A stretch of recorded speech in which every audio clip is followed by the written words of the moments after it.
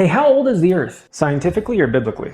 I guess both? Biblically around 6 to 10,000 years old. Okay, and scientifically? No older than 60,000. What? Then why do scientists say that it's like 14 billion years old? Well, that's not science, that's religion.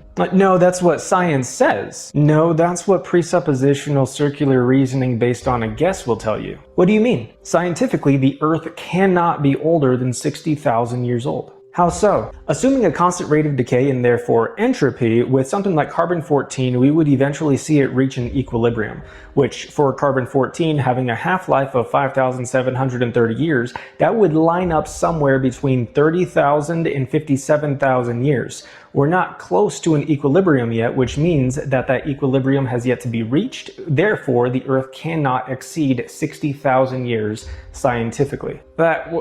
Wait, then what does carbon dating prove? Carbon dating only actually proves that the Earth isn't nearly as old as they want to pretend it is. Well, why would they want to pretend that it's older? To remove God from the equation. Why? Well, if God created everything, then that means there is an objective morality, and they don't like that. But how would it being older mean that there is no God? Well, because everything that we see can either be explained by the Bible or billions and billions of years. Like what? Well, like, you know the sedimentary layers that they use to date fossils? Yeah. Well, either those are a result of millions of years of erosion over a vast amount of different weather environments, or there was a catastrophic global flood that would have done that within weeks or months. Okay, but wouldn't it be easier to assume using the long time frame standpoint? Well, whenever you see a petrified tree that is standing vertically between those sedimentary layers, and we see them cross various layers, meaning that that tree, even if we date it to be 100 years old, it has to be millions of years old in order to have grown vertically through multiple layers of the sediments. What else? Well, if the Earth is less than 10,000 years, then that means that God created every different kind of creature at the same time.